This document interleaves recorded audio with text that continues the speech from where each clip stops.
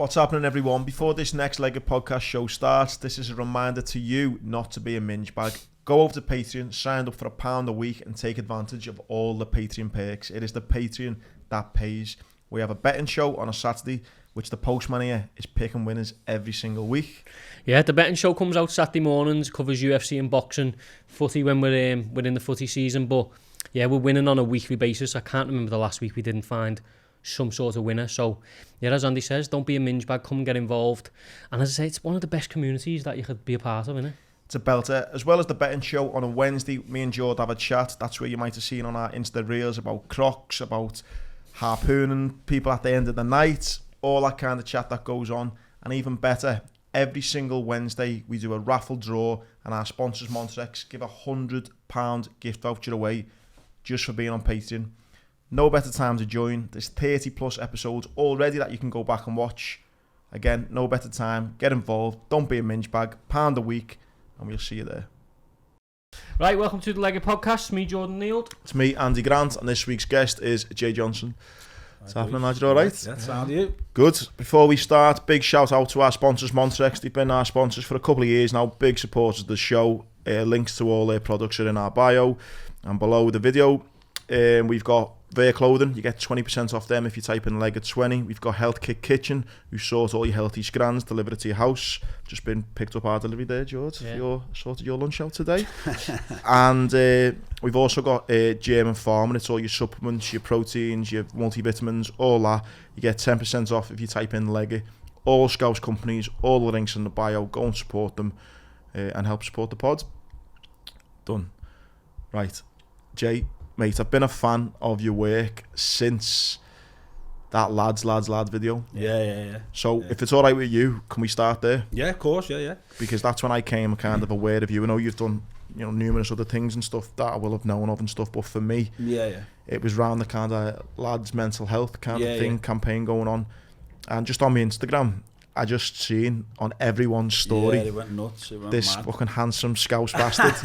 It's the banner, isn't it? Talking about, I think it starts, lads. Yeah, on Everton Brow, yeah. And straight away, you just, well, what's this? Yeah. And it was on everyone's Instagram. Yeah, it went mad. It went mad, and I just thought it was so poignant, so to the point, so kind of just hit every mark you could think of.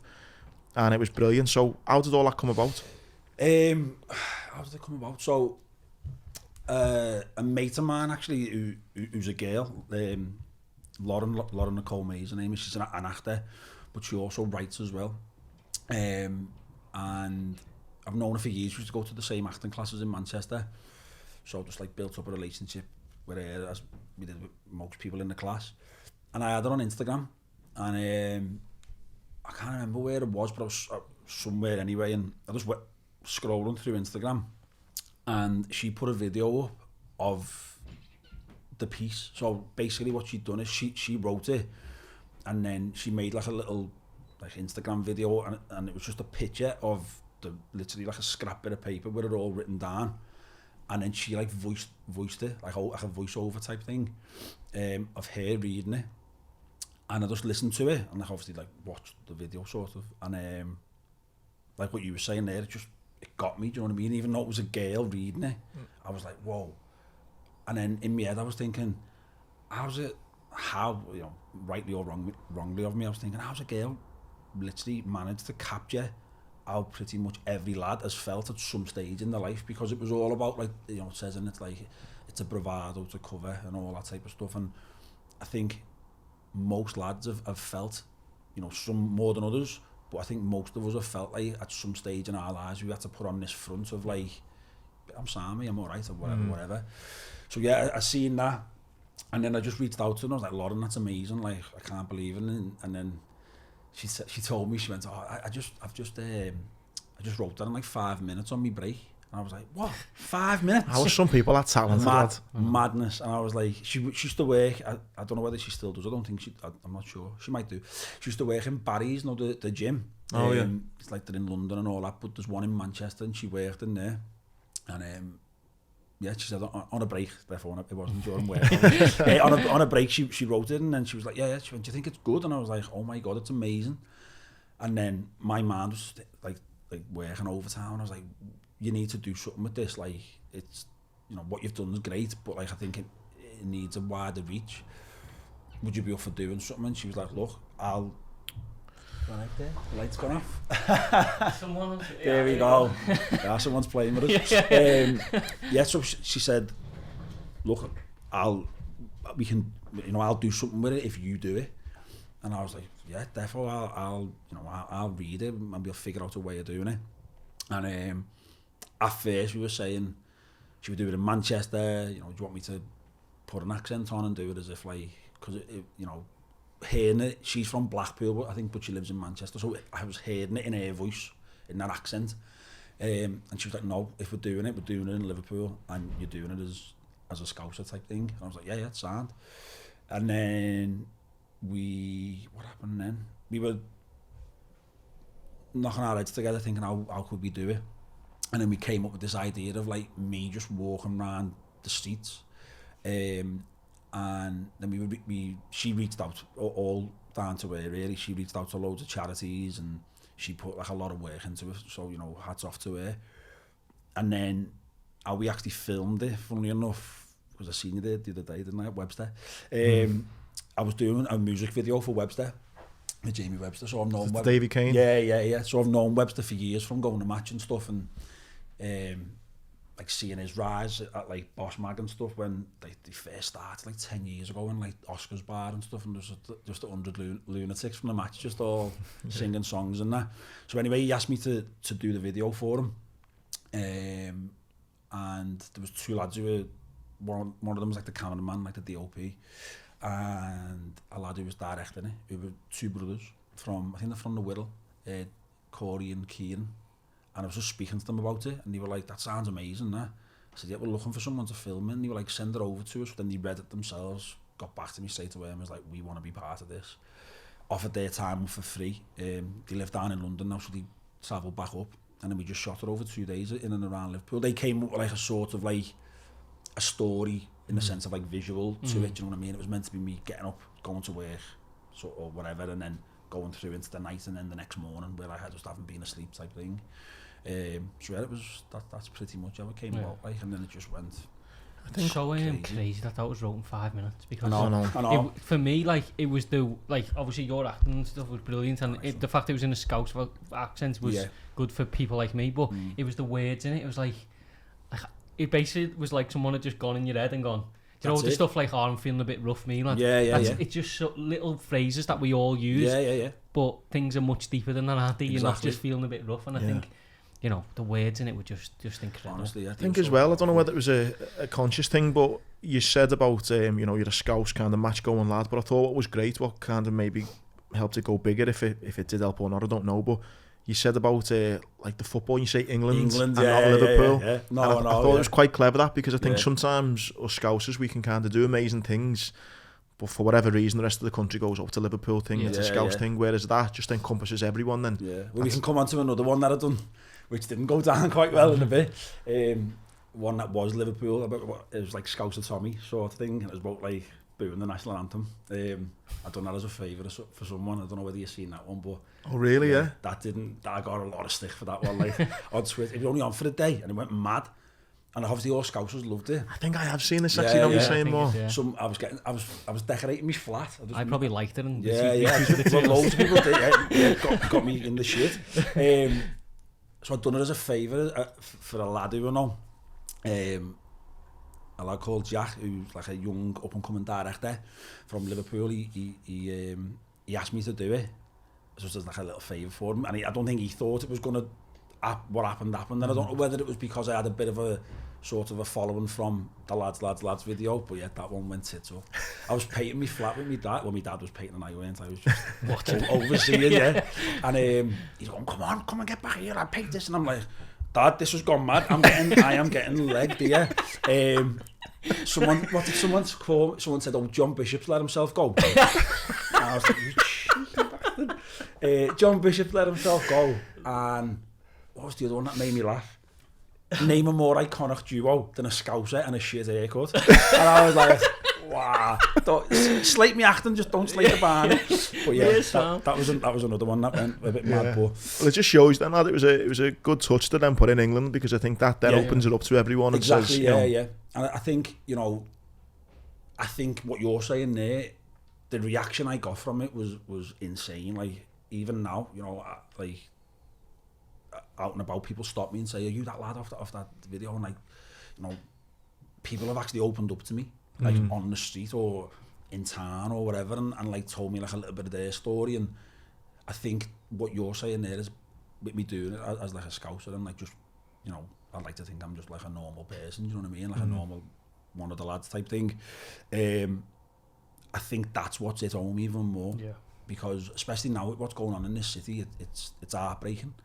The amount of young lads, young men who are taking their own lives, it is heartbreaking. And I think, for people to see me as, a 31-year-old male from the city, working class, speaking openly like that, I think it did have a massive effect on people. And loads of people, like, my inboxes were just crazy, and I felt a lot of pressure though, to be fair.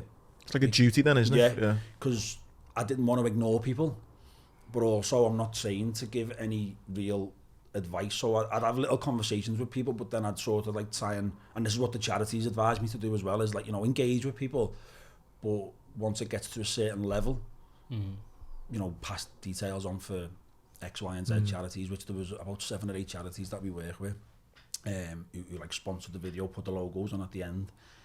And it went mad. But funnily enough, the day after it, so it had been on. We put it on in the night time, because it was in conjunction with Hotel Football. Do you know Gary Neville's hotel? It was in conjunction with them. They like sort of backed it, like the main backers of it. So we put it out, and then the next morning, I was in the doctor's. I was sat on my phone and went on my emails, and I had the email off one of the charities, and even now it gives me goosebumps thinking about it. It was a woman who worked for one of the charities. She was like, "Hi Jay, let me introduce myself, blah blah blah blah. Work for this charity." I can't remember what charity it was. And she said, this was like 9:30 in the morning, so I think it went on at like 6, 7 o'clock at night. So the following morning, about 9:30, she said, "We've had contact with 8 new young men who've reached out after seeing the video. They've never spoken to a charity, they've never spoken to anyone about the mental health before, and they've contacted us because they've seen the video and then seen our logo at the end. And we've also had overnight a £400 donation to the charity." And she said, it may not seem a lot of money in the the grand scheme of things, but by the time we had our percentage of whatever to each donation, they must add a percentage to it. She said, you've just funded, I think it was 15 or 20 counselling sessions for a person off the back of that video. And then at the bottom she put, "You've potentially just saved someone's life." And literally I was sat in the doctor's and I was like, oh my God, I'm gonna like start crying here.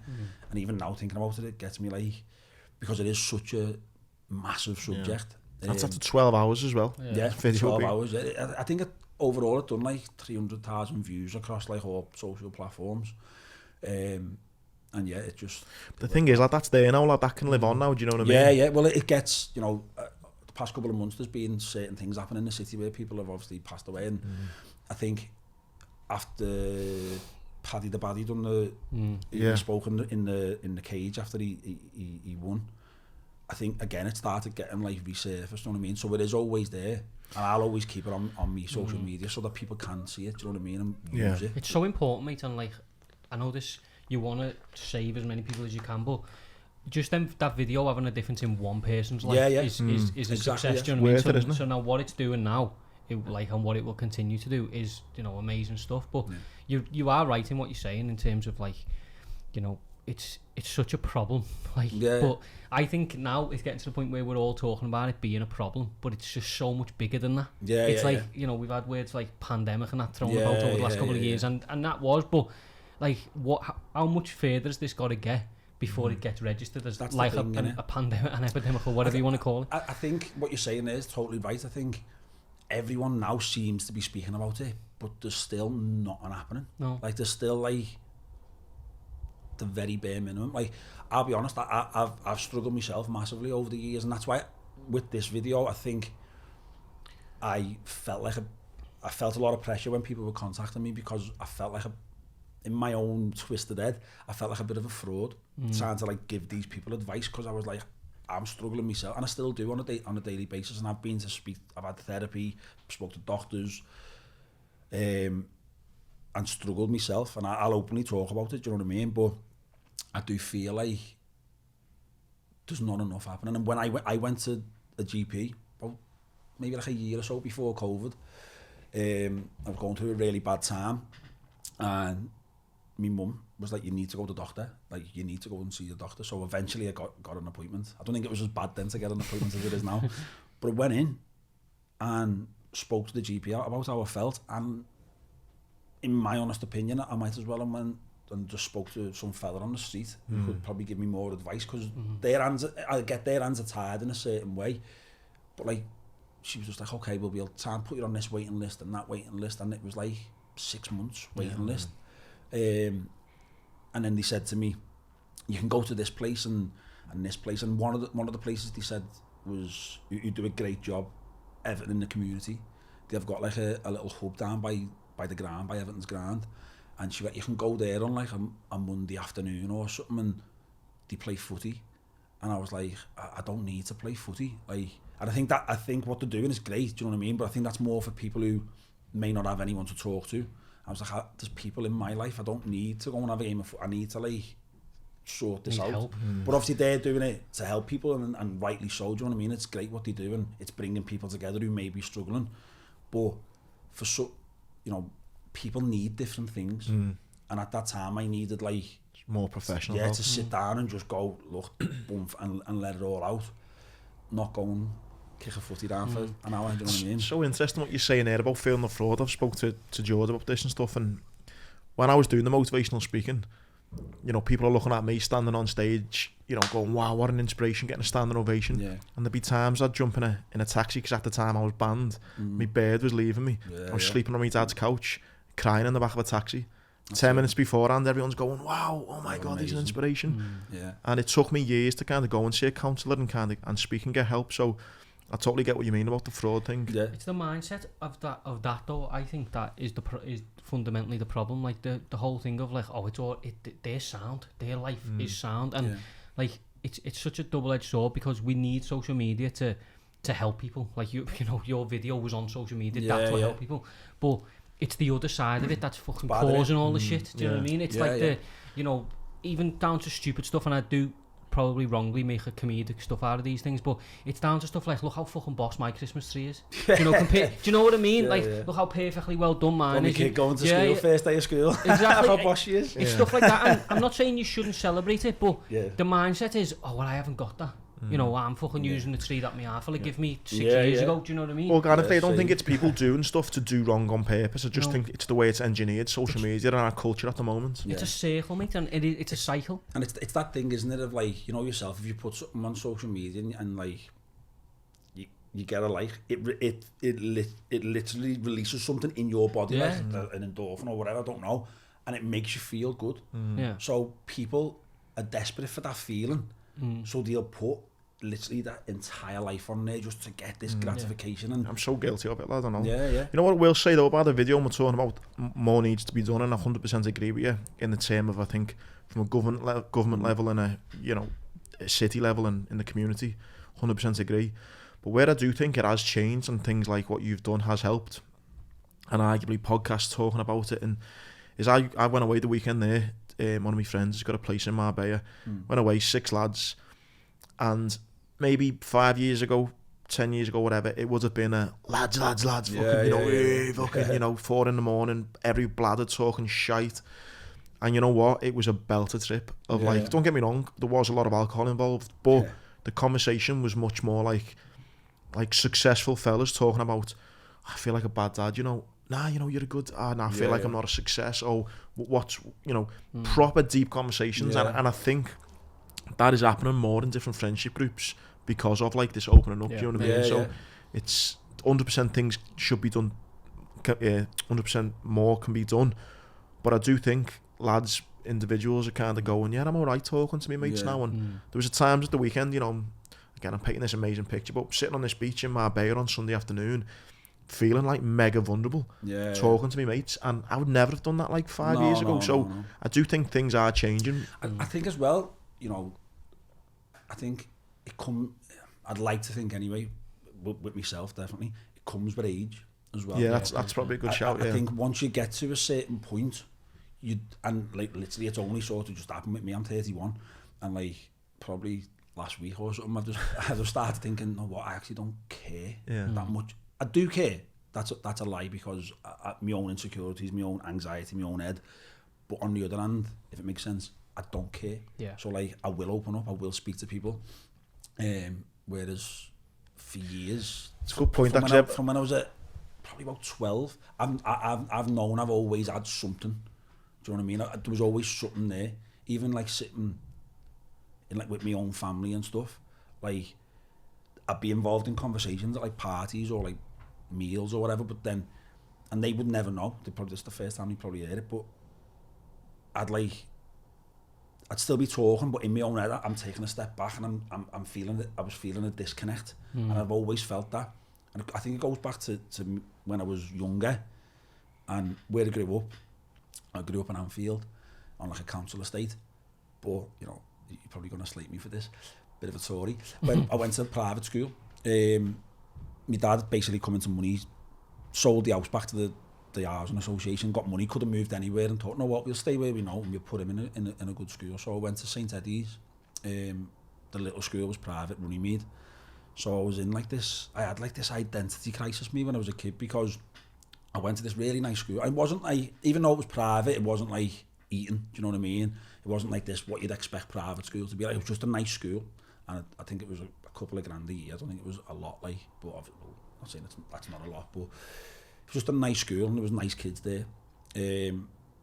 So I'd go to school from when I was like 5, wearing like this purple blazer, looking like a wheelie bin, and then honestly it was bad. I'd like a little satchel and that, walking in, and I obviously, like, growing up then, I was in this school, and I was around like solicitors' kids, barristers' kids. There was like football, like I went to school with Phil Thompson's sons. They Max Thompson, he was in my year, and then his brothers, one younger and 2 older. It was like people like that. Then there was like really like sort of high up police officers whose kids went to our school, and then there was a couple of like grafters kids, you know what I mean? It was weird, yeah, a bit suspect.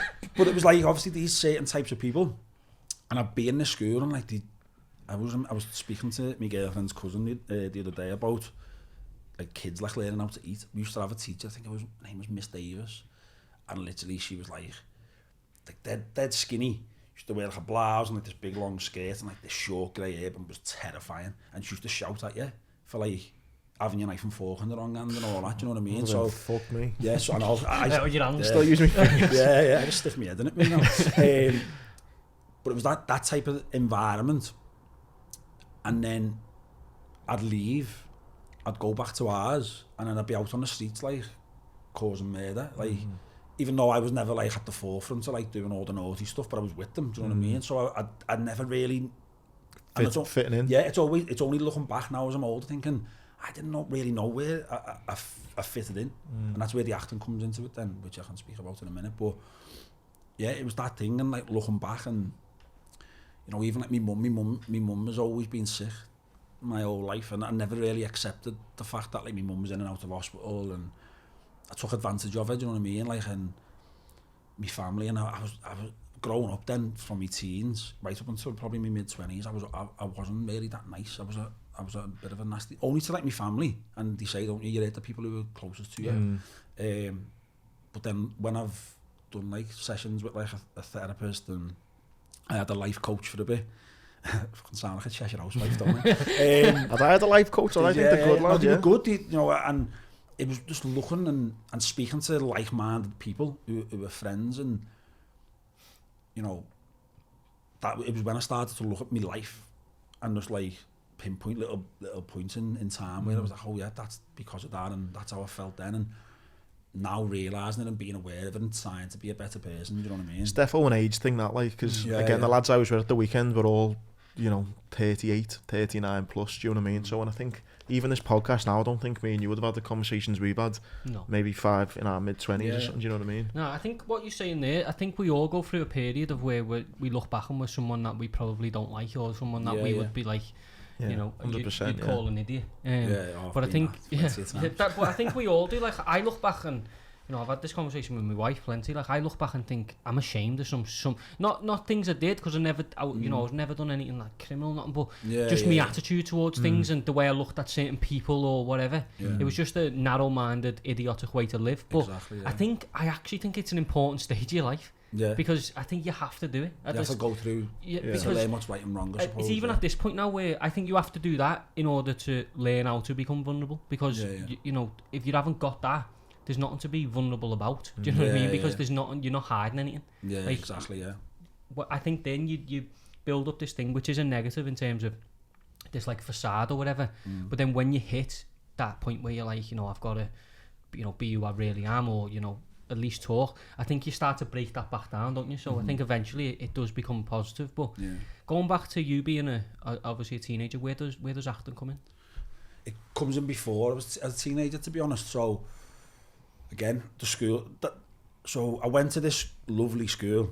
So all the lads I knocked around when I went to that school. Yeah, they went to seniors though, didn't like Muskie and stuff. They didn't go to, I don't think they went to little school. They just come when they didn't have to pay for it, they all come. They're all nice lads. They're all boss lads. They were the year above me in school.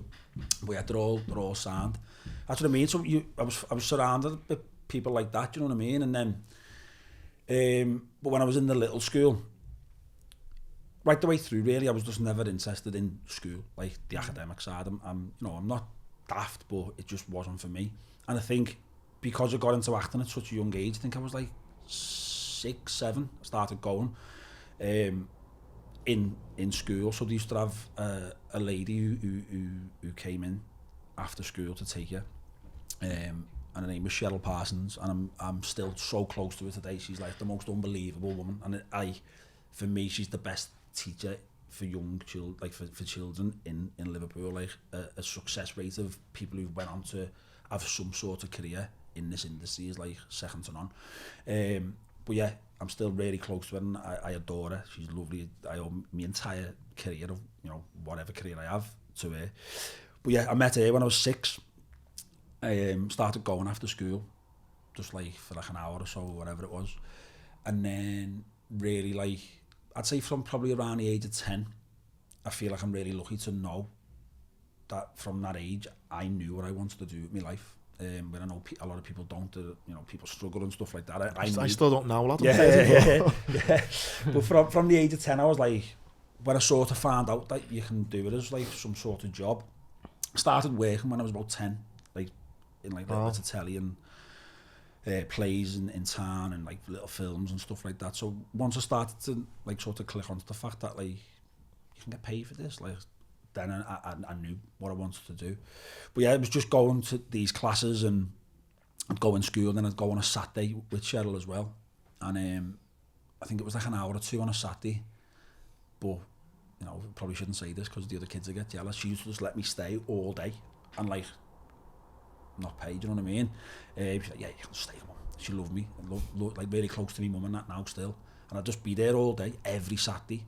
And yeah, it was just a slow like build up from that. I was just like, wow, this is amazing. And going back to like the identity sort of crisis, the only time, even now still, I suppose, even though I'm a lot better now being me, and I seen the other week when you had Bobby on, Bob Schofield, he's great, Bobby's man, he's funny, isn't he, Bobby? Yeah, he's a belter. I seen something with him the other day, I don't know whether it was on here or he might have done something else, and he said acting is for him, and I think the exact same. It's a form of therapy. Yeah. It's an escapism from, you know, rightly or wrongly, I had to escape from being me, and that was what it came out as, playing these characters, having fun.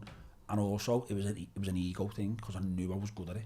Do you know what I mean? And even from a young age, I knew I was good. I you know, people were telling me, and I used to do this thing called, it's the Liverpool Speech and Drama Festival. It used to be in the town hall. It was every year for years. I think it went on for like 15, 20 years, but when all the cuts started happening, that was like the first to go, which, you know, won't get on my soapbox, but I think it's wrong that the arts get affected so Yeah. much because we all, you know, this is art. Do you know what I mean? It's some form of art and media and stuff like that, but it's what we all use for our escapism. But when they're making cuts, it's the first thing to go. And if we had none of it, how boring would life be? Do you know what I mean? There'd be no music, no podcasts, no films, no telly. There'd be no escapism. And we'd probably be in a worse position with mental health than what we are now. But anyway, yeah, I used to do this speech and drama festival. And every year, I used to win. Every class, we'd do like solos, duos, groups, group performances, poetry reading, Shakespeare.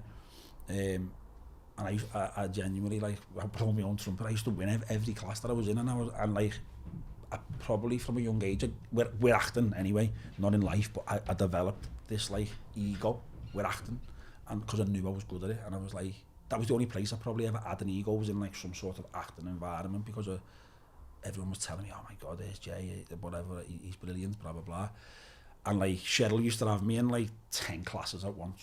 I used to have the week off school, because I'd be in the town hall from like 9 o'clock in the morning to like 7 o'clock at night, just in different classes. And she used to put me in like 10 classes a day. And she'd be like, you're in this one now, you're doing that one. Oh, come on, we'll get you in that one. And just like, you'll win that. And some of the classes would be going on like simultaneously, and I'd have to run from like class to class, and like she'd be in there going, Jay's going to be like, can you put him at the end and all that? And like I'd walk into some classes, and like, because it was like a lot of the same kids every year, you'd see the same faces, so then they'd see me come in, and they'd all be like, here we go. So like, he's going to win it type thing. And it still sound really arrogant of me saying it now, but it was the truth. Do you know what I mean? I used to just I've got loads of, my ma's kept all my medals. I've got like a bag full of medals and like trophies and all that, where like you'd win the competitions. So I always knew that I was like, you know, I had a talent for it. And then I think that affected me in school and with my education, because I was like, I don't need this, I'm going to be an actor. Wrongly, do you know what I mean? Like I wish now I would have paid a bit more attention. But yeah, it was just like, from there I was just getting jobs, as I say, doing little bits of telly, and then when I got into senior school I started messing around then with one of my best mates, Danny. He was from Garston, I was from Anfield, so we were like from either end of the city, like two little like sort of scallies in a way, not too much. Like blood brothers or something. Yeah. And we used to just cause murder in our classes, and like we used to get kicked out all the time, and he chased me around biology with like a is it a scalpel or something? What used to cut like the hearts with, because I said something. I think I must have, I don't know, slated them. I don't know. I used to say your man and all that. I was like, your man. He just ran at me around the class. That's what we were doing, and just messing around. And eventually, like the school was sort of like, we don't think you should really come back for like sixth form. Like I think they spoke to me mum and dad, and they were like, look, if he's thinking of coming back, he's probably best not. You know what I mean? He's not going to get in. And I was like, I don't want to either. So I found out I could go to college. So I went to Liverpool Community College and just carried on from there then. Is there a point though where you're like, you've got this kind of ego, which again, rightly so, anyone would have, getting that type of success. But like from speaking to actors and stuff, it's only the kind of top 1% who may be picking and choosing. Obviously a lot of acting life, maybe I'm wrong, but is a case of maybe having a part-time job and then getting a gig and stuff, do you know what I mean? Yeah, 100%. And that's what, at that age, I didn't realise. So, touching on the college there, I went to do I think it was a BTEC or a national diploma at the time. I don't know, it was like 15, 16 years ago. And whilst I was there, I was in the process of applying for drama school. That was like sort of like the route I was getting pushed down from even from Cheryl, from when I was younger. She was like, my real name's James, but everyone calls me Jay. She's like, James, you're going to go to RADA or Lambda, which is like the biggest drama schools in the country. That's what we're going to do with you, and like, you're going to get in and all that. And that's what I wanted. So I was in the process of doing that, applying whilst I was in college. And I got a recall for, I think it was Lambda. Yeah, Lambda. And I had an audition then for RADA coming up. Sorry, Jay, so what you've got to do, go and do like a bit for them, have you? An audition? Yeah, it's mad. It's mad. So you have to pay for an audition to go to this drama school. I think it was like 100 quid or something. Or I think a lot of them now have dropped the fees or like scrapped them all together. But you used to have to pay. So you have to go down to London. You have to do like a contemporary piece, so it's like something, you know, that's relatively new. and then a Shakespeare piece. And then they asked me to come back. I think it was Lambda for like a workshop, but then I never went because whilst I was there, Cheryl got me an audition.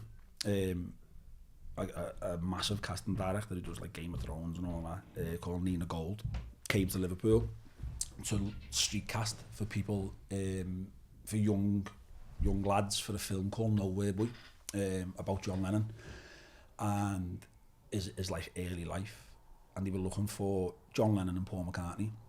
So got auditioned for that, kept getting called back.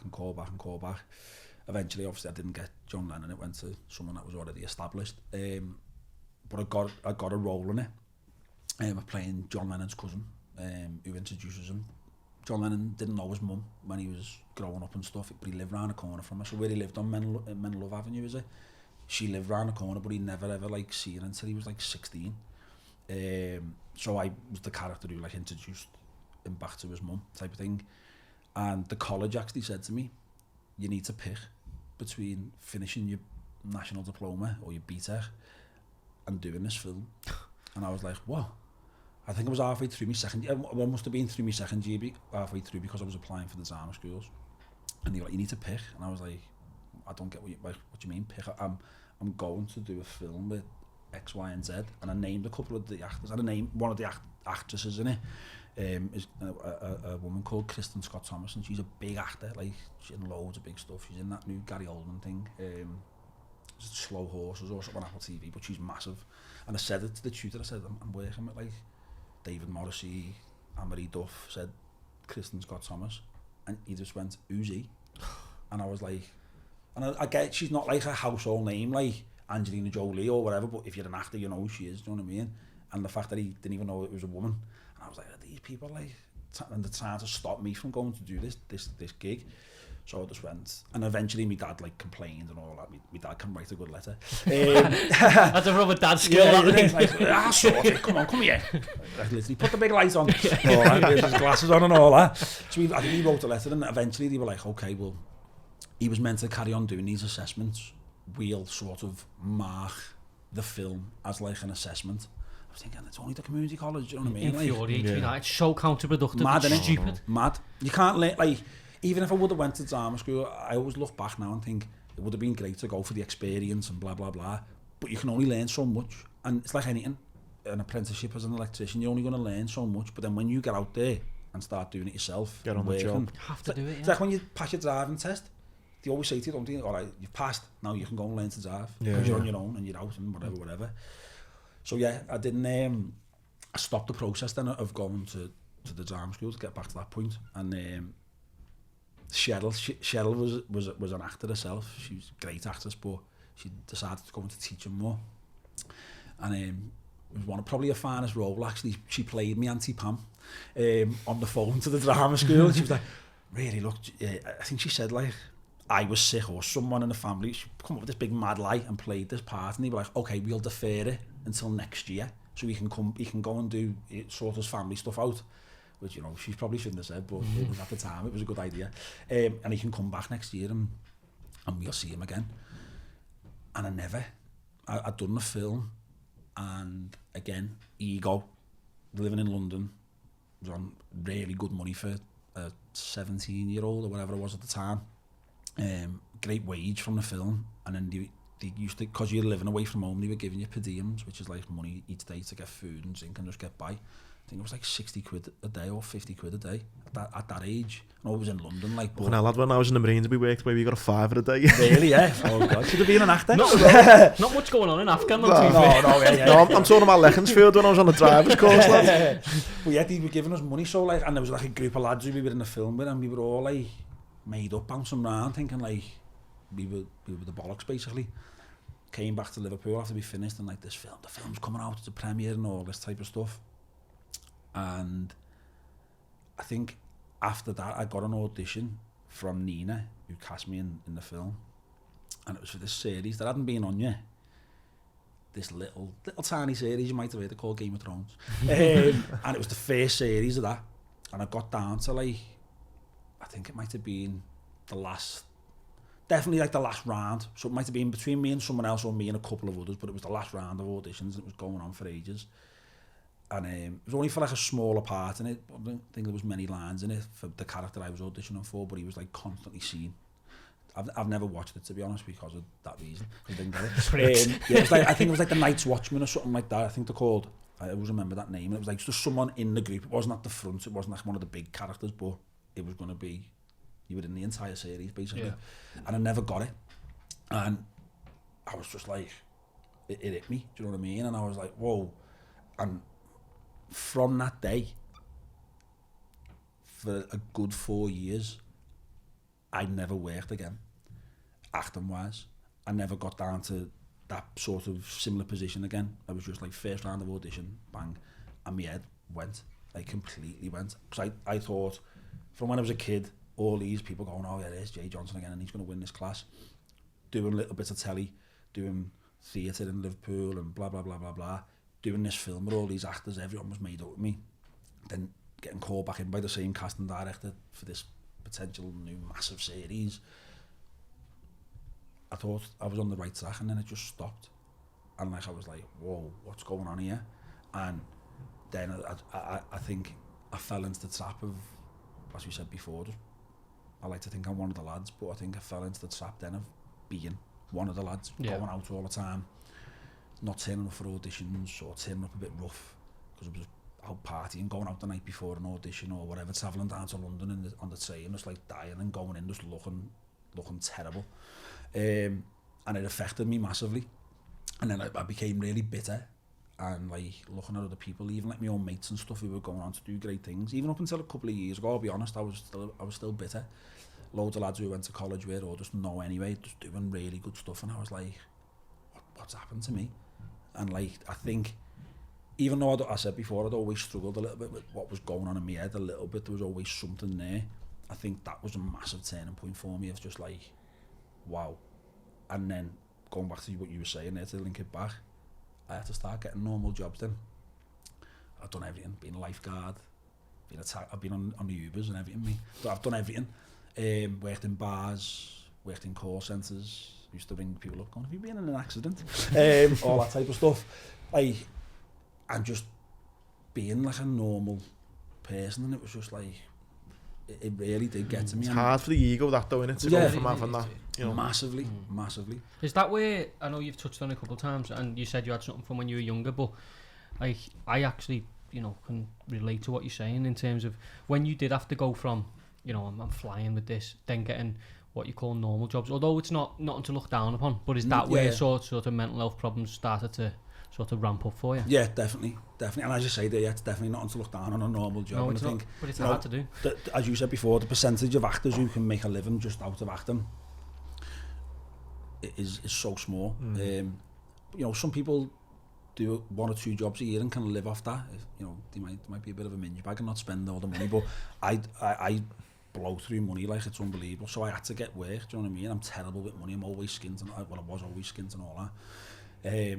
But yet that was, again, the financial thing and trying to fit in and just everything just built up on it. And I kept it all in for so long. And yeah, because I was bitter towards like the industry and like the fact, why aren't I getting that? They're getting that. They get every opportunity. Like I'm better than them. I should be doing that. That was eating me up inside.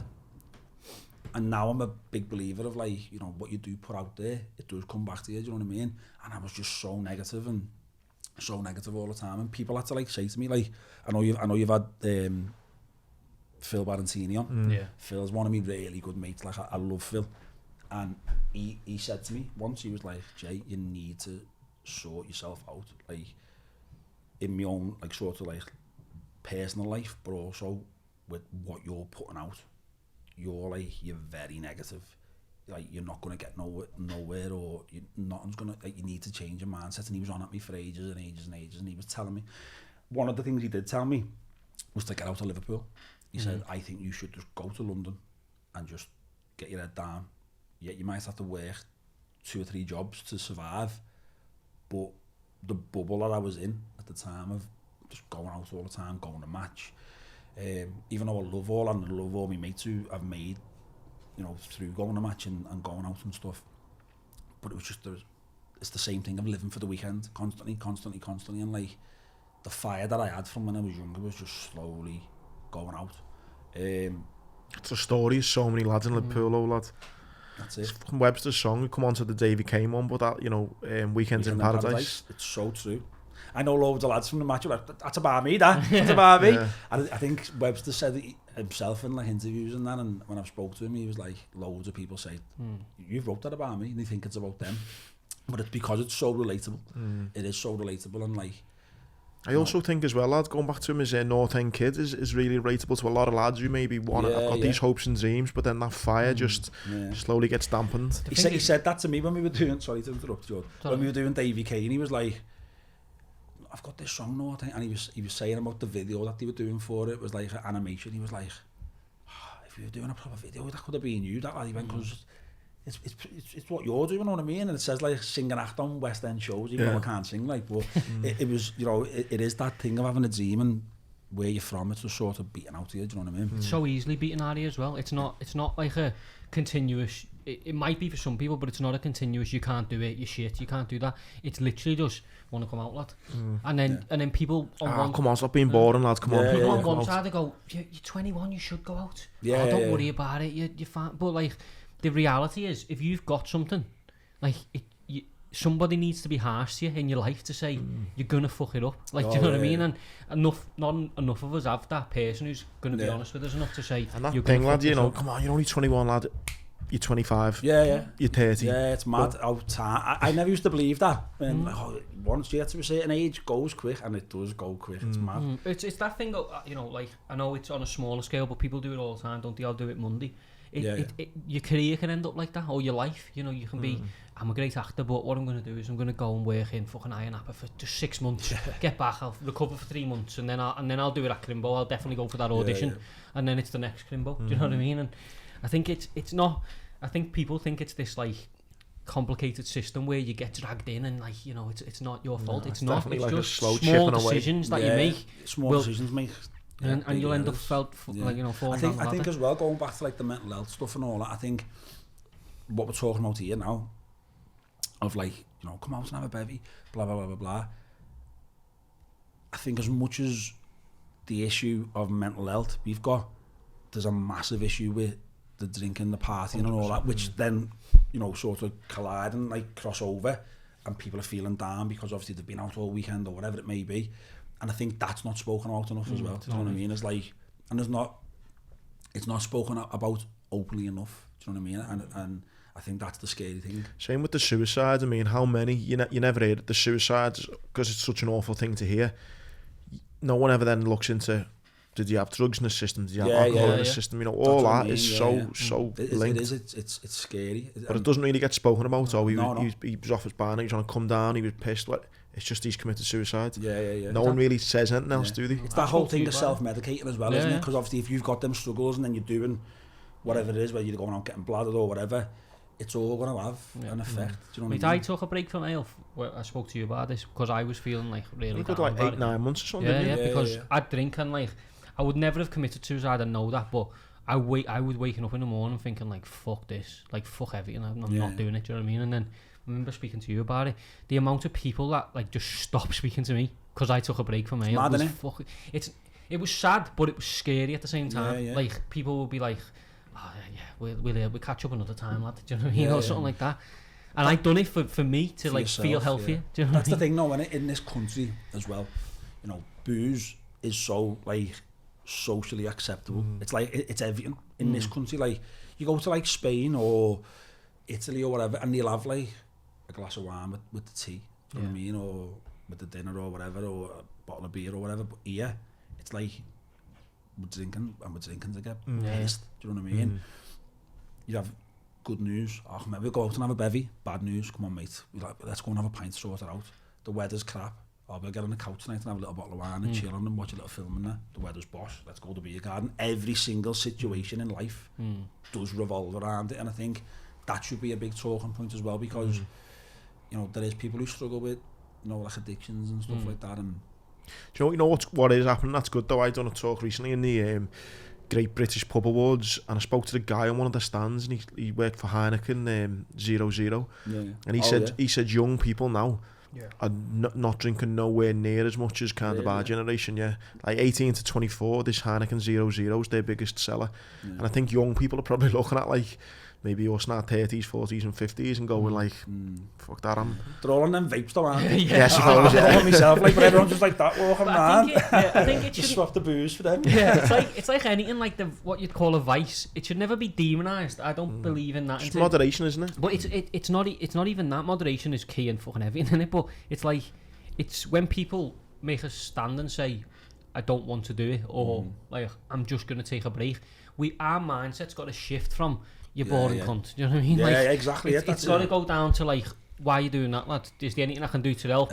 Just come out anyway, we'll have a laugh. Do you know what I mean? Whereas I think the mindset for especially people our age is, you just stand there and look at all us bladdered. Do you know what I mean? And it's not like that. People might be doing it for reasons that is stopping them doing something fucking seriously catastrophic. Do you know what I mean? Or even something really positive, because I know like when I was in that phase of just partying all the time, as I said, me passion and me fire for acting just went like slowly started going out, because you were rough for like 3-4 days of the week till like the Wednesday or the Thursday, and then you're like, alright, son, it's Friday tomorrow, let's get back out, and you're not doing nothing productive. It's a great point, that lad, because it's not always kind of going to be that he's going to commit suicide. It might not be as nothing as severe as that. It's more, actually, he's just not fulfilling his potential. Yeah. Do you know what I mean? He's becoming that fella in the kitchen, isn't he? He's becoming a fella who you bump into at 3 in the morning, who everyone goes, lad, he was fucking bossing. He was the funniest fella you've ever fucking met, and now he's just sitting in the corner mute, because he's got no personality left. That was me though for a long time, where I was struggling and stuff when I was younger. I'd go to like parties or whatever, or end up back in someone's house, and because of my own insecurities, when I had that drink, boom, I was a different person. I was I used to get up and do the splits, like trying to do the splits and everything, and like all mad, like dancing all this, like wait, do you know what I mean? Like doing mad stuff just so people would laugh at me or laugh with me, so that I felt better about myself. But then when I was like sober the next day or like, in the week, I'd just be like that, like I wouldn't be like that. I'd be very like self-conscious and very aware of my surroundings, and like sort of not always like the mouthy one, but when I did, mouthy isn't like aggressive, but when I did a bevy, I was it's that thing, isn't it, the largest person in the room sometimes, you know, is the one that's struggling the most, and that was a case for me in a way. Did you get away then, did you take Philip's advice? Well, did I? No, do you know what, right, actually, and I feel a bit guilty saying this, but for me, one of the best things that happened to me to myself personally, I know a lot of people suffered, and this is why I do feel bad, the lockdown, I genuinely think it, like, as in it just stopped everything. I wouldn't go as far as saying it saved me, but I had a lot of time to sit and like really sort of think and just realise, like, because everything had stopped, the whole world basically had stopped, hadn't it? I'd just sort of reevaluated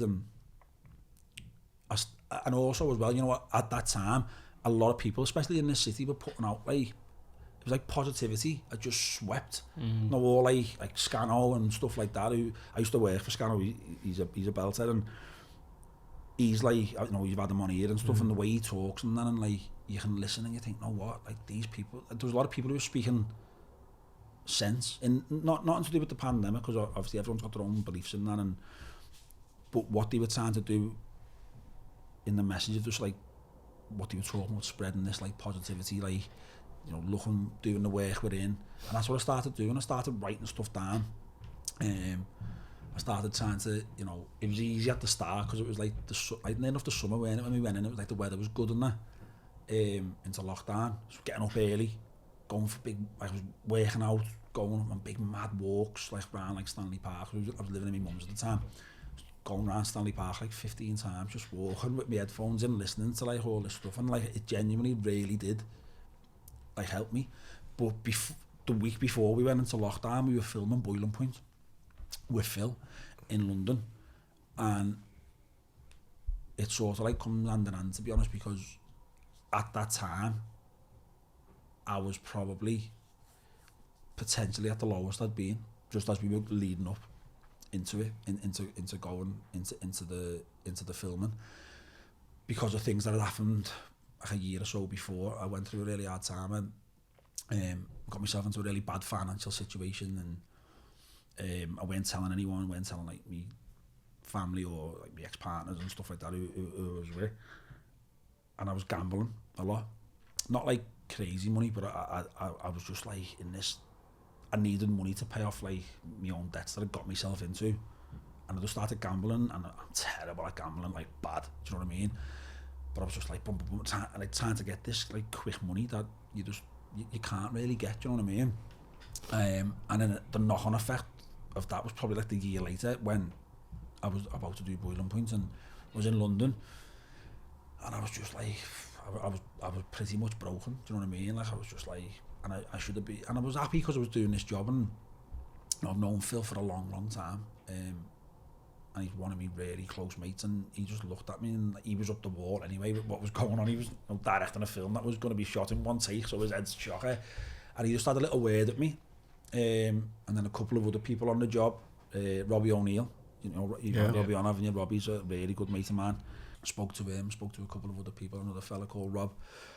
I was just speaking openly about how I felt, and you know, certain steps that I needed to do to sort of sort myself out. And another massive help, you know, I hope he doesn't mind me saying it, but another huge inspiration to me as a person, but also someone who speaks a lot of sense is Stephen Graham. And you know, I speak to Stevie all the time about like just general conversation. He's a good mate of mine, but he's a good fella. He's like, he's got an art of literally pure gold, and he'll help you. He's helped me out a few times, lad. He's fucking boss. Yeah, I adore him. I think he's a fantastic actor, but an even better human. Do you know what I mean? He's absolutely like, don't want to sound over pretentious, but he's a gorgeous actual like human being. Like is like his heart is like is so in the right place. Do you know what I mean? And he's helped a lot of us out, like young Scouse actors. You know what I mean?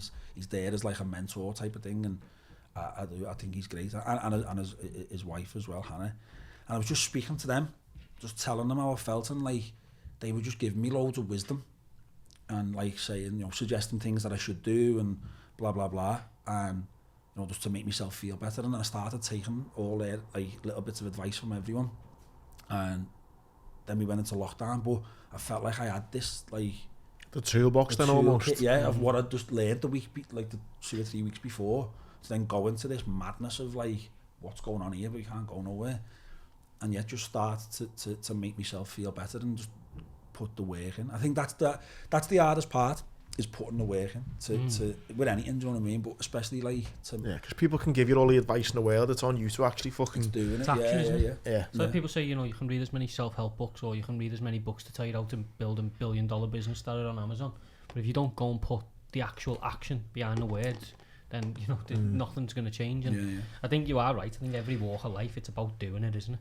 You know, it's about being honest enough with yourself to actually do it. But something I wanted to pick up on there, when we were speaking about people being honest with you, that moment like Phil was saying to you, like, do stuff, was that a big moment into sort of turning things around? I think so, yeah, because it was someone that first of all was my friend, and someone who as well professionally and just like personally I'd respect a lot, do you know what I mean?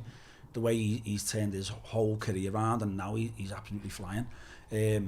So yeah, it sort of like hit me, do you know what I mean? I was a bit like, oh, maybe I do need to just like take a step back from everything and just look at how I'm acting as a person, do you know what I mean? And just try and make myself a better human being. But then all the others who've just mentioned there, like the likes of like Stevie and stuff, just what they were just telling me, just like, you know, just in general, just like life lessons, do you know what I mean?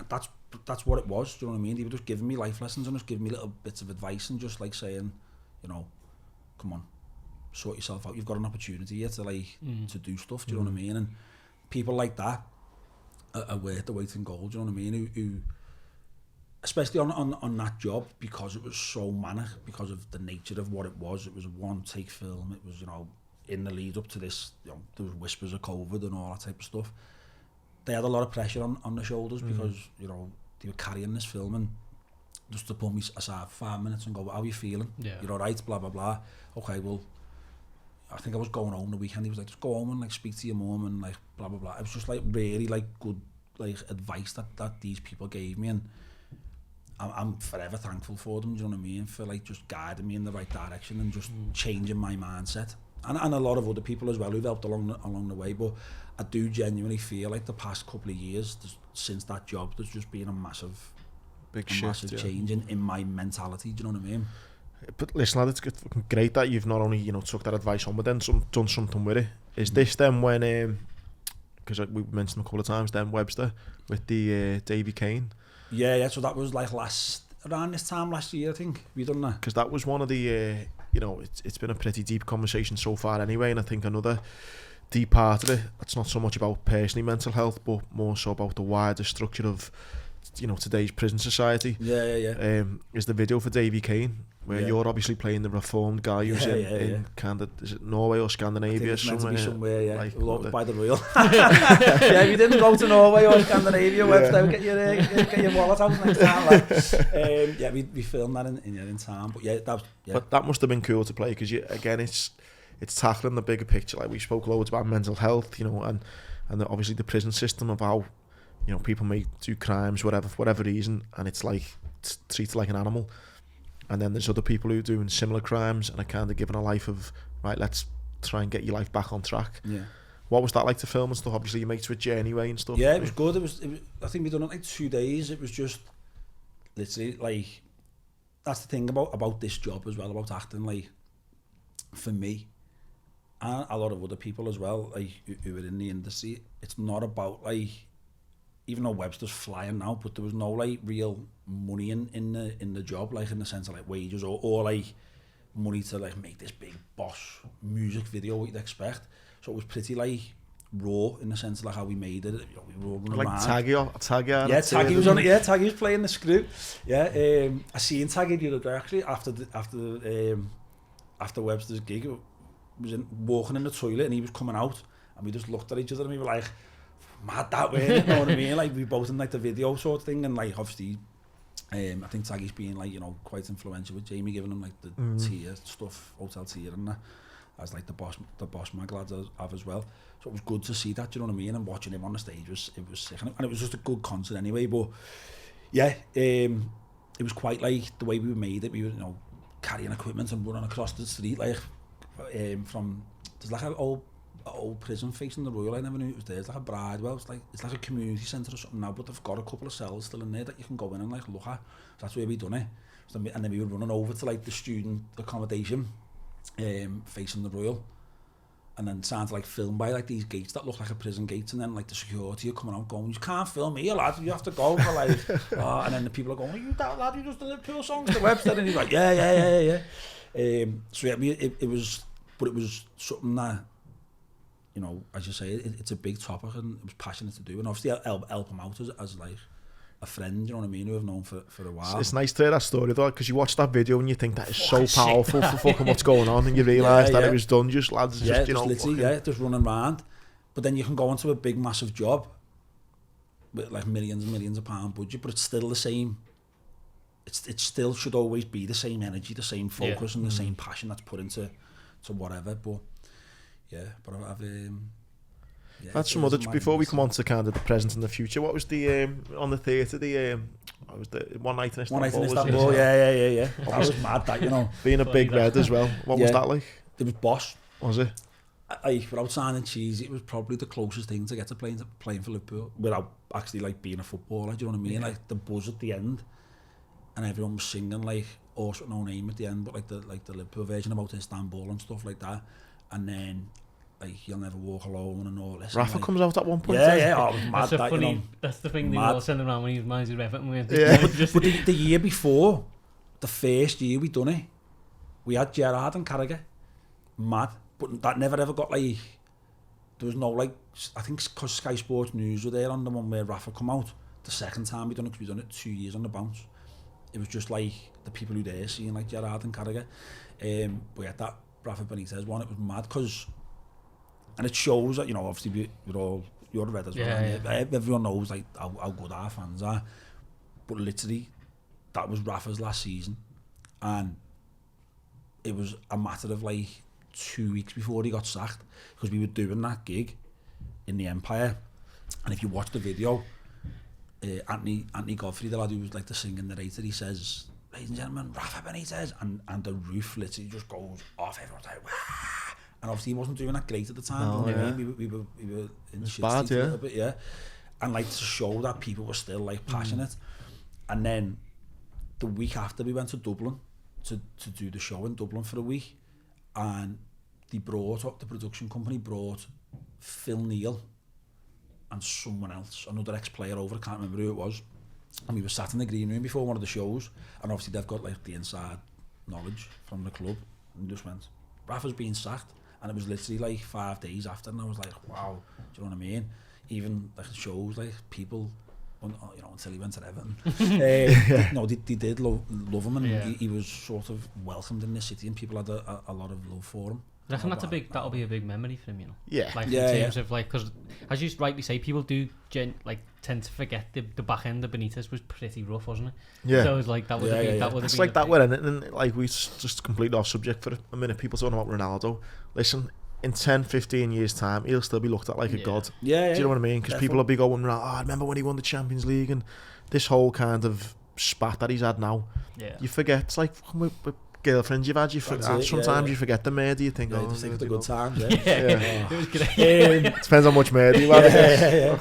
But it was mad as well, because we had P. Price. It was marginal. P. Price bound, because there was a banner that was at Istanbul, and he put it in a play where there's P. Price is a see you next Tuesday. I thought you were going to say lizard. No, there was a famous banner in Istanbul. So I went to Istanbul with my dad when I was a kid. And I remember being in Taksim Square and just looking up, and like, it was a funny story, because I was in Panto with P. Price when I was a kid at the Royal Court.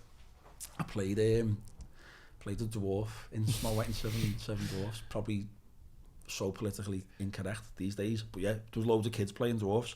And P. Price was in it. He was like, as a dwarf? No. Yeah, he was the lead dwarf. Sleepy.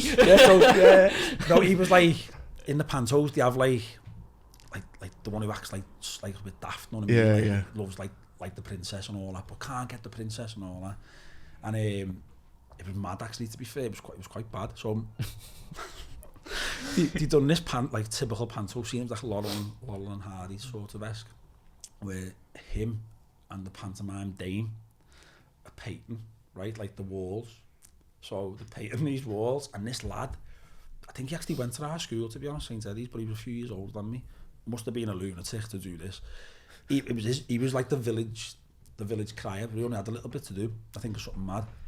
And it was his job to make the paint, like the paste that they were using as paint. So it was like, I don't know, whatever that was to make the paint, and you poured water into it.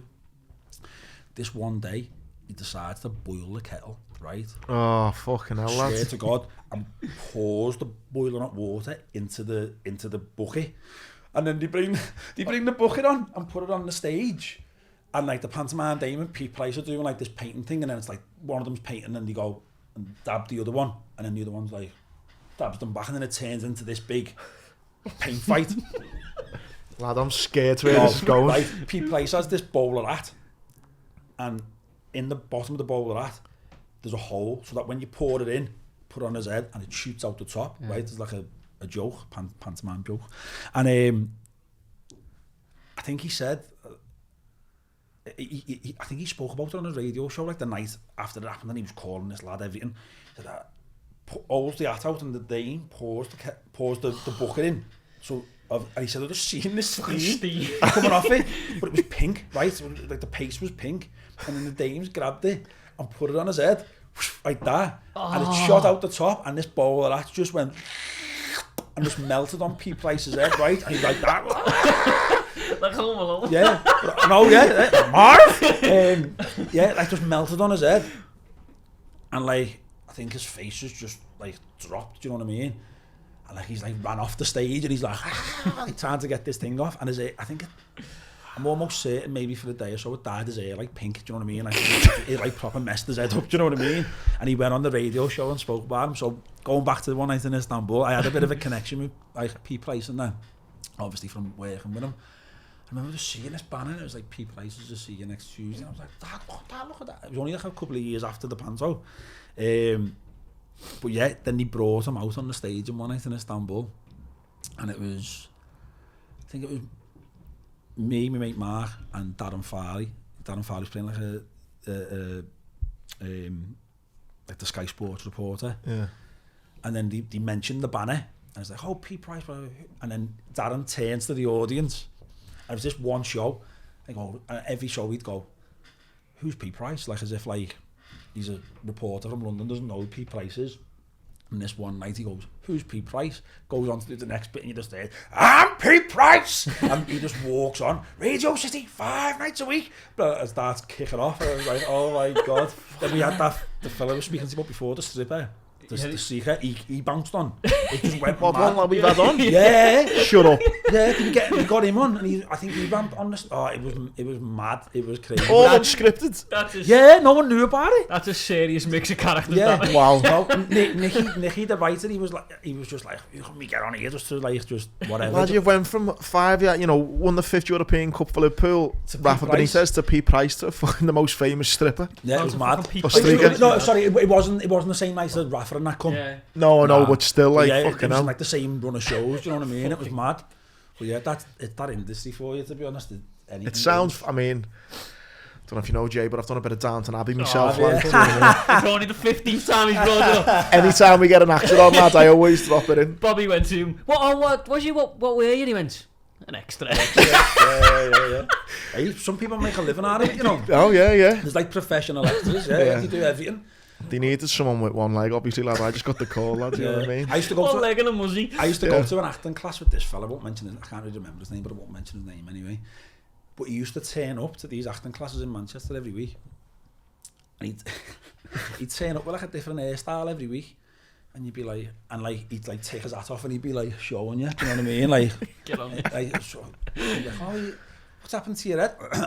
I'm working. Like, what are you doing? Peaky Blinders. He was just an extra, but he was convinced that he was an actor. And he'd just come in every week and he was doing a different show. But yeah, you're all right, but some of the extras are a bit like... That's why you got the call. A bit mad, like. Yeah, no, like I say, the couple of bits I've done one with Barclaycard once in North Wales. That was for an advert, and I had a speaking line in that. I had to say, what did I say? Next time. Basically, agent after that. Yeah. No, he was the one who was jealous of getting all my work. No, lad, I was walking. Next time. I had to walk this dog, and I was looking at people climbing this mountain in Wales, this rock face. And the idea was like, you'd saw me leg, and the idea was like, I'll be back doing that again soon. And I walked the dog and I had to go, one day, or something like that, or whatever. Yeah. And then the next minute I'm climbing it. But the point of the story is, lad, it's so diverse and it's so fun, like the different things that you get to do. Them adverts, mate, wow. Oh my God. Like, you could do a podcast literally on auditions, right? And the auditions that I've been to, I don't go for adverts anymore. When I was younger, they pay well though, don't they? Yeah, some of them do. Yeah. I got about $5,000 for doing that. You wonder why they pay you well, because they have you doing the maddest shit you've ever imagined. I went for one when I must have been about 19, 20. So I was in that like sort of downward spiral of like I hate everyone. And my agent at the time was like, "Hi Jay, we've got you this audition in Manchester. You need to go. Blah blah blah blah. It's for a McDonald's advert. Really good money. Like, go." So get to the train to Manchester. Just didn't want to be there, right? And it's all like these kids like fresh out of drama school who are like just like chomping at the bit for anything. Like, yes, I've made up to like be at an audition, and I'm just sat there just like, I do not want to be here. And it was for remember they did the Great Tastes of America? Yeah. The burgers. So they had like an Arizona burger, a New York burger, a Chicago burger. So the casting director goes, okay, so you're going in twos to play 2 American police officers. So they're like, okay, Jay and whoever, this lad, goes in with him. And I put in a room, probably like this bit bigger. No, actually no, a lot bigger to be fair. Stand in that corner, and what we're going to do is we're going to pretend you're leaning on a police car in New York. And then you're going to look at each other as if you're hungry. Give each other, no dialogue, give each other a nod, like, and then you're going to start to walk to the middle of the room. When you get to the middle of the room, we're going to play some music, and then we're changing with location. Like this director's like, we're changing location, then we're going to be in Chicago, and then we're going to play this music, and then I want you to dance and all this, right? And I'm like, what? Dance? I'm not a dancer, me. So he was like, look, just give us like, you know, it's like jazz hands. Like jazz hands, yeah. So I was like, oh my God, obviously like self-conscious as it is, you know what I mean? So I'm standing there leaning on this like imaginary police car that's not even there. And then this lad like taps me and goes like that. And I'm like, so then we walk over, get to the middle of the room, and literally like this like music out to like like Chicago the musical or something comes on, and I'm just like shows how you dance that, like just giving it literally the bare minimum of like, and my face must have just been like that. This kid next to me, don't know who he was, pirouettes, right? Starts like dancing, like doing all this, like sliding off, my God. and I'm just going, and I'm looking at him and I'm thinking, what's going on here? Yeah, like, you're making me look bad, like, all right, I don't want it, but like 20 grand or whatever it was for this job, I'll have it, like, do you know what I mean? But literally from that corner of the room to that, it felt like I was walking from here to like to Bootle or something, you know what I mean? It felt miles away. I was just thinking, please just stop this music. I left, right, and I must have had a face on me, right? This is how mad this industry is. I left, got me back on the train. By the time I got back to Liverpool, my agent at the time rang me and was like, Jay, great news. They want to see you again tomorrow. So can you go back to Manchester? And I was like, I'm not going. I'm not, and I never went. I was just really? like, I can't. I don't know how much it was for. I said 20 grand before. It probably wasn't that much, but I was like, I can't put myself through that again. It was the worst thing ever.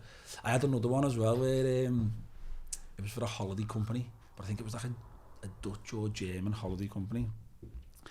And I tell a lie, I said I haven't done one for ages. It was in the lockdown, and I was like, no, I'll just do it. Just put myself on tape for it, just see what it is. And I was living in my ma's at the time, and I had nowhere to do it, so I was doing it in my ma's kitchen, at the back of the kitchen, against like a white wall.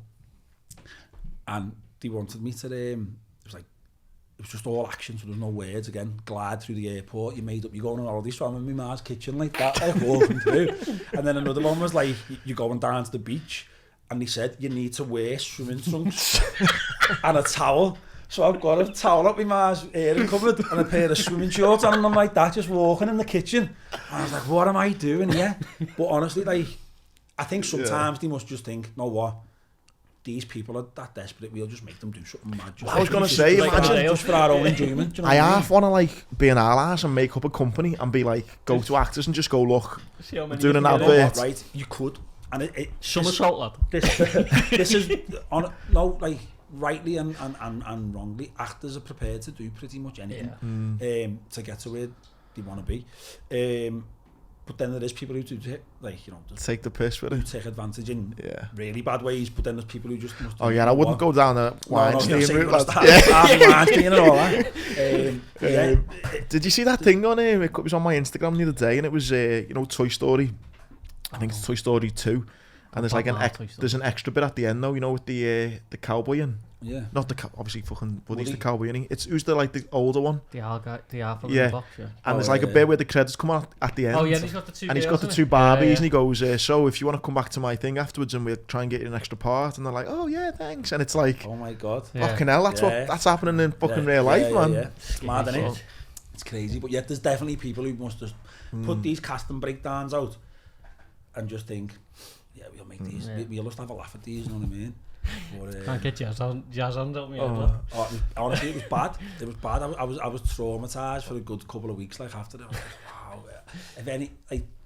If you, some of them like tapes that you've done over the years, you think if any of them see the light today, they're for your wedding day, shit like that, lad. No, what they are, they're like them type of things. No, when you go and do like a chat show when you're famous or something on like Graham Norton. Yeah, And you go, yeah. oh, we've got this, and you just sat there. I see one lad, Tom Hardy does one of them, doesn't he, lad? And he's fuming when it comes out. Yeah. Is he, Yeah. He entered like a modelling competition or something. It's on like Jonathan Ross or something, he brings it out. He's not happy, lad. It's sort of light of day, like. Yeah, it is. Some man, Tom Hardy, just goes around regional black jiu-jitsu tournaments now, doesn't he? Does he? Yeah. Training jiu-jitsu, turns up and starts wrestling people.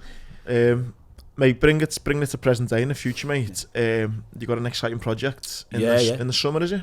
April 2023. Tickets are on sale now. Yeah. And you are playing Billy Kenny. Yeah.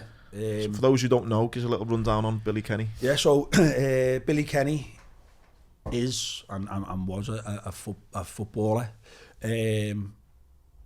He played for Everton. He's a scouser from Liverpool, from Burlington Street, which is in between like Scotland Road and Vauxhall Road, and he played for Everton from an early age. Was scouted to be the next big thing. This was in the early 90s. He played in the derby when Everton beat Liverpool. I think it was 2-1 at Goodison in like 92 or 93. He came on at half time as a 17-year-old YTS on like, I don't know, 20 quid a week or something, and got man of the match from half time. Like, you know what I mean? That's so like, I've seen the footage and that, it's on YouTube, the game, and like literally he's all over the place, like just like hitting anyone that was in front of him, getting balls, spraying them here, there and everywhere. And after that game, he just went from like a few people knowing who he was around like the local area to like superstardom in the city. And then he got an injury. I think he said like I can't remember what it was called, but basically his muscles for his calves, because he was doing that much training at Everton, and then his own obsession with training, running from like the gyro, it was in Bootle years ago, like from there to like back into town and up Everton Brow and blah blah blah blah. His muscles were growing too big for his legs, so he said like your calf muscles and like some sort of skin inside your leg, and it was like growing too big, the two of them, so we had to have them both operated on at the same time. So he was out for 9 months or a year, and he fell into like a depression. And obviously back then, as we spoke before about like depression and mental health and stuff, back then in the early 90s, even like 10 years ago, it wasn't spoke about. No. But in the early 90s, it was just non-existent. And at the time, it was the rise of like Cream, the State, all that type of stuff, and all his mates who were all 18, 19 were all going out. And because he was feeling depressed, feeling down, and didn't know what it was, couldn't speak to anyone because he didn't know these feelings that he was feeling, he just started going out and unfortunately developed a very quick and severe sort of addiction and dependence on alcohol and then later drugs. And by the time he was 19, I think Everton checked him into the Priory for help for alcohol. But within 2 years of that derby performance, within 6 months of the derby, he started to go. Do you know what I mean? It's so sad. And yeah, he checked him into the Priory. But as he said in his own words, and the play's written from his own words, there was no support, and even in the Priory there was it wasn't catered towards him. He was said, I was in there with like 60-year-olds, 70-year-olds, 50-year-olds who'd all been like hiding like bottles of scotch in like the kitchen or the garden and like just drinking. He said I was a 19-year-old lad who was a footballer who needed help, and they probably thought they were helping him, but there was no sports science, there was no sports psychologist, blah blah blah blah blah. And yeah, he come out of there after a couple of months. Everton then sacked him, let him go, because he was probably too much trouble than what he thought he was worth. He went to Oldham and had a couple of months clean there, and then one day just went into a boozer, the voice in his head, that addictive voice, you'll be alright, that devil and angel on your shoulders really, isn't it? Went in, and from that day for probably the next 25 years he was just gone. In his own words, he told me, he went 25 years lad, I've had about half an hour's kip. But yeah, he's a boss fella, and the story's so powerful and funny as well. There's loads of comedy in it, but it's so powerful and it's so poignant. And it's a one-man show. It's just me on my own, which I'm shitting myself about. 'Cause the last time I was on stage was one night in Istanbul, which was like 12 years ago.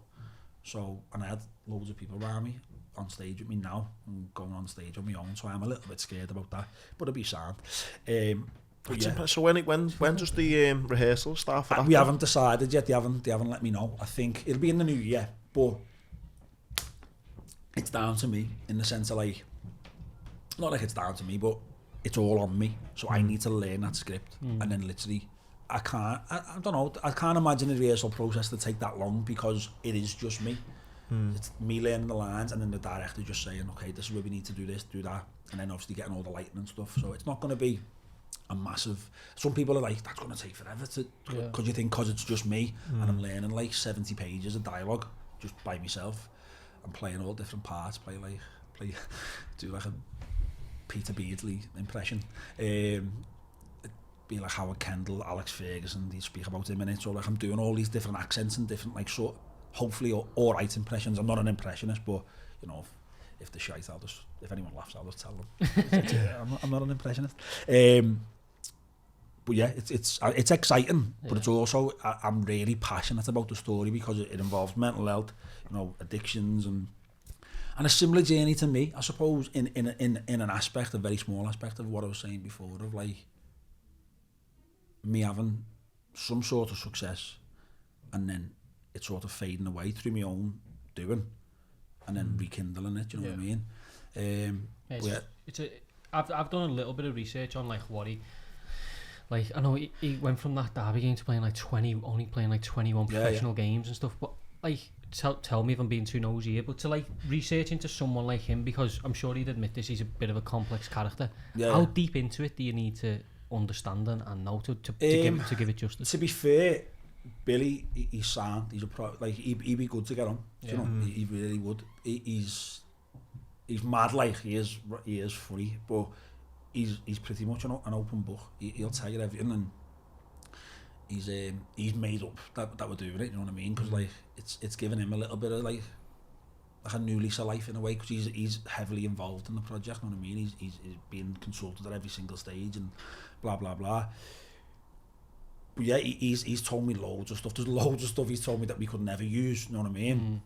But yeah, he'll tell me pretty much whatever I need to know, and we've got pretty much what I need to know now. Do you know what I mean? The script's there, it's all been written. But yeah, I've developed a really good friendship with him as well, which is nice. Boss. Speak to him all the time and go and have a little walk with him on the beach and stuff like that, and just chat to him. But I think it's such an important, and he's aware of how important the story is as well. And it's quite sad, do you know what I mean? Because he said to me, like, you know, I'm not speaking out of turn because he has told me, and it's mentioned in the play, the amount of people over the years who've went up to him and went, aren't you Billy Kenny? And he's like, yeah, and he was like, you messed it all up, you.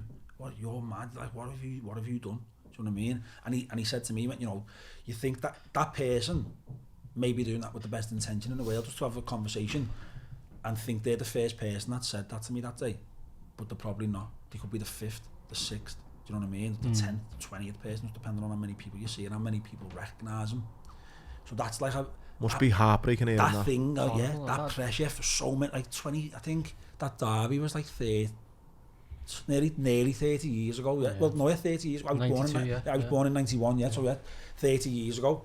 And like he still gets little comments like that. And this is a harsh comment to say as well, and I hope if he listens to this, he'll kind of take it what I meant. But I say to George all the time, I was once running on Everton Valleys with the lads from the gym, and I kind of noted how much talent comes from our city, and one of the lads remarked and said, imagine how much wasted talent has come from this city, and you arguably put him in that box. No, and he definitely is. You just think like it's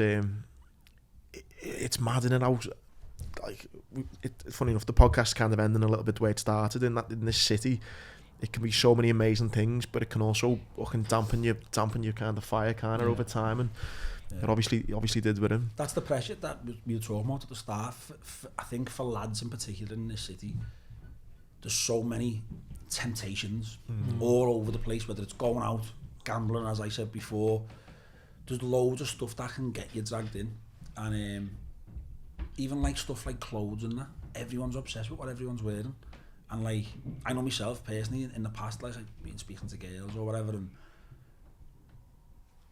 you try and put on this front of something that you're not. Do you know what I mean? And there's so much pressure on lads, and I think I'm sure it's like that in other cities, but this is the city that we live in, and it's a fantastic city. It's, you know, it's the best city in the world. You know what I mean?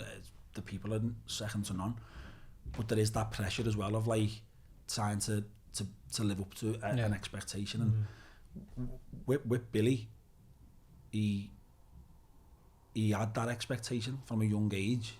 He says, my dream was to play for, he said I used to have the same dream every night, playing for Everton, against Liverpool and beating them. And he said, no matter what happened, I did it. And that's like, it's a powerful message. But I've spoke to loads of people, like, and I said before, I went to school with Phil Thompson's sons, and I remember my dad told me, and he told me again when he knew I was doing the job, he's like, I spoke to Phil and blah, blah, blah, and said, who's the best? And he said, Billy Kenny. He had the potential to be better than everyone. It's mad, that, isn't it? Do you know what I mean? Potentially, he had the potential to be the best, and unfortunately, you know, it panned out another way. But hopefully, this play now can give him something. Especially for the younger lads as well. You know what I mean? Like, it's me and you. Yeah, because like his story's from '92 and it's still happening today. Yeah, it's 2022. Do you know what I mean? Like, there's not just lads who are playing for Everton, not just lads who are in footy. There's so many stories of people who are getting to a certain point and then things are happening to them that they don't know how to deal with. And, you know, I'm happy for Billy that he's like, you know, getting his life back on track or has done. Yeah. Some people don't. Do you know what I mean? And like, it's so important, I think, to show that side of it. You know, I know it's a play and stuff, but it's such an important message because it shouldn't still... It will always happen to get that, but it shouldn't be happening in the numbers it is 30 years on. Like, you know, look at football, any sport, there's no infrastructure to help now. And you've got a man standing there, and Billy's not the only one, who's living proof of what can happen if you don't protect people. Yeah. And but like, he said to me the other day, I was with him, and he said when after a couple of years after he retired, because he retired when he was 21, he was called, he went, bang, that's it, I'm finishing. And then he went on a big mad spree. But he said a couple of years after I retired, he said I was still obviously drinking and all that. He said the FA approached me and said, do you want to go into schools and speak and stuff? And or like come to like the FA academies and stuff like that. And he was like, he brushed it off, and was like, oh, because obviously he was still in the madness, do you know what I mean? But now he's put it out there and he's done other podcasts and stuff like that. And he said, I want to get into the schools, I want to speak to kids, I want to go to academies, I've got a story. And he said to me the other day, he went, not one school, not one academy, and anything has even reached out to me. And that's worrying, do you know what I mean? The academies don't want to know me because they want to, like, in order to keep this conveyor belt going of people going, you know, I want to be a footy player, I'll do anything to be in your youth setup, like literally anything. They don't want kids to be sat in that room going, fuck that, like, I need to be planning something else. What they want is, and this is an awful thing to say, but it's true. When you go into youth setups in football, there's one or two players in that team that can possibly make it. There's but they need 19 others to prop them up. And them lads are used as cannon fodder, whether people admit it or not. And if them lads who inherently know, maybe I'm not the one. Yeah. If they start going, I'm going to train to be an accountant, mate. I'm going to get a business degree or whatever it might be. Those two players aren't going to shine. Those two players can't shine. You need cannon fodder, and that's what a lot of young people are used as, and it's sad. No, it is. It's sad. And I think it's great as well how you with your story. You know, you've been so open today. Yeah. You can see the parallels with yours and the story. So well, that's how it came about actually. Off the back of lads is the people who were around Billy. They had like a couple of people who were interested in making something with him. But yet the people who were around him got in contact with me. I think like somehow through mutual people, because Billy's partner, she'd showed him the video and was like, he should play you, and Billy was like, yeah, you know what I mean? And then he got in touch, and then we got there was someone else on board at first who was just, as this industry is full of rubbish, so I just quickly stepped in, saved Billy, said look, get rid of them. And then we got a writer called Ian Salmon and a director called Mike Dickinson on board who were doing it with me. So yeah, I'm really looking forward to it. But it is, I think, as well for Billy at the minute, it's a bit like therapy. Do you know what I mean? Yeah. He's right. He's you know, speaking about it. He's writing stuff down. He's passing us, like, at the time when the script was getting developed, he was passing the writer like pages of books that he'd been trying to write, and there was loads of information there. And I think it is like therapy for him. He's got good people around him, and he's on a good place. So what plays it in? What theatre? It's in the Royal Court. It's in the studio part of the Royal Court. So in the Royal Court in town by the bus stops, there's down the stairs. We've got the big theatre upstairs. Down the stairs, they've opened a studio space a couple of years ago for like new up and coming plays and stuff. So obviously this is a new up and coming play. And yeah, it's on down there in April. Tickets on sale now? Yeah, the Saturday night sold out. There's only 150 seats in there, but the Saturday night sold out, and the others are selling really well, which is mad because it's like 5 months away, 4 months away, whatever, 5 months away, which is crazy. And it's the plan to hopefully get it rolled out. Hopefully, yeah, to maybe bring it back to like a bigger space, see how it goes first. But it's going to be mad because I looked the other day, the night when we're on. Don't say it's the Derby or something. No. Upstairs is I can't remember what it was called. They have all mad shows in that Royal Court. No, like they're doing like Scouse, Jack and the Beanstalk, Scouse this, Scouse that. And because the Eurovision's on at the time, they've got like a thong for Eurovision or something like that. So that's going to be on upstairs, and you're going to hear like Bucks Fizz or something. Like, yeah, speed it up. But it's going to be good. Yeah. I'm looking forward to it, and all my mates are coming, and my girlfriend and all her family and all that.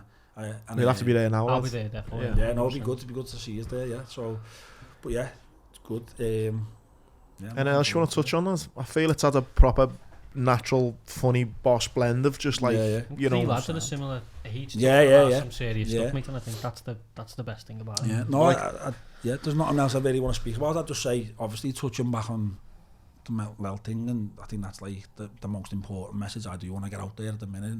And forever, I'll always be banging that drum. Is like, you know, anyone that is struggling out there, just speak to someone, whoever it is, and that can be like that can seem like the hardest thing at the time, but if you do it, things do change. It might not be like an instant change, but you will feel a sort of like weight's been lifted, release, and you know, surround yourself with good people. And I've got great people in my life at the minute. My girlfriend, who's you know, amazing, and she really gets me in my head, because my head is mad. Do you know what I mean?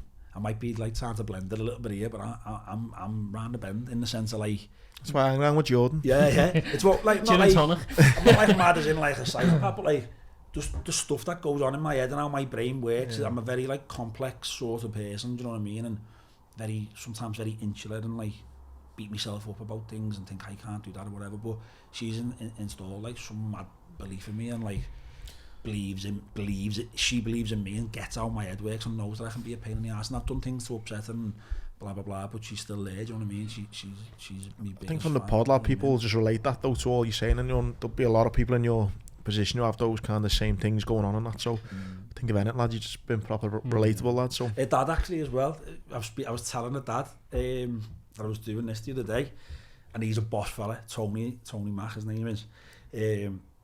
I opened, it was weird, it's not going off again, but I opened up to him because I had a bit of a health scare this time last year. I found a couple of lumps down there, and my head was gone, and I was only just started seeing me bed, and I'm sat in theirs, and she had a mate down up from London, and I'm one of them people, I can't hide my mood, you know what I mean? So I was like, my head was just battered, so I got off, and I got in the car, and I had my first panic attack in about 5 years.